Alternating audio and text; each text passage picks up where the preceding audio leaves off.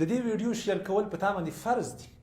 وجه دا ده چې زمونږ په دې ټولو ویډیوګانو کې دا هغه مهمترینه ویډیو ده. په دې ویډیو کې اول مونږ سره ستا د عزت غم ده او بیا د ټولو مسلمانانو د عزت غم ده. په دې کې د ټولو د مسلمانانو د عزت او د شرافت خبره ده. دوستانو داسې فاحشې ښځې پیدا شوي دي، داسې زناکاره بدعمله ښځې پیدا شوي دي چې هغوی د پیسو د راغونډولو لپاره هر رقم غلطه لاره استعمالوي.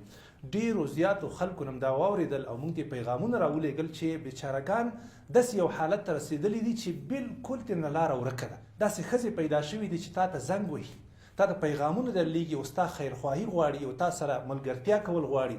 بالاخره تا سره ویډیو کال کوي، ویډیو چټ در سره کوي. کله چې ته هغه سره ویډیو خبرې کوې نو د حالت دې حد ته رسېږي چې تا ته هغه وایي ځان دې لوس کړه، ځان دې بربنډ کړه.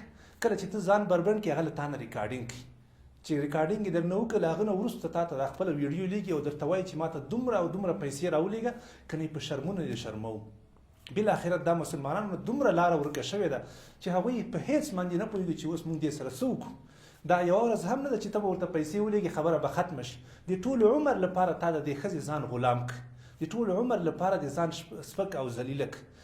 داسې ونه کوئ دوستانو، د الله خاطر وکړئ. په هېڅ وجه باندې هم چا سره چې نه پېژنئ یا د پردیو ښځو سره پردیو جنکیانو سره په هېڅ وجه باندې هم نه چټ وکئ او نه ورسره وغږېږئ او دا ویډیو کال مکمل بند.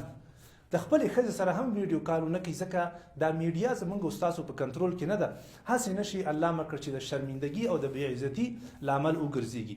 دوستانو دا ویډیو ډېره زیاته مهمه ده.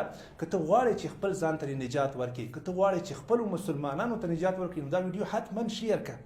هغه څوک چې کوشش کوي چې نور خلک ذلیله کړي یا یې رسوا کړي، الله جل جلاله به دی په دنیا او آخرت کې وشرموي او شرمنده به یې کړي.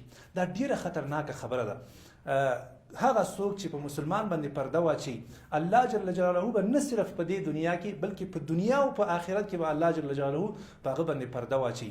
دا ډیره خطرناکه خبره ده. داسې نشي الله مه کړه چې دا مسلمانان د دغسې بدکاره ښځو له وجې نه د هغوی په دام کې وغورځېږي او بیا الله مه کړه یا وشرمېږي او یا بې عزته شي.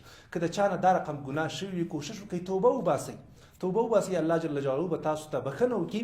ډېر خطرناک تصمیم په ژوند کې مه نیسئ، ځکه انسان د کمزوری دی، یوه ګناه ترې نه کېږي. بس چې ګناه شوې ده، که هغوی چاته ولېږل، که هر څه وشو خبره شوې ده.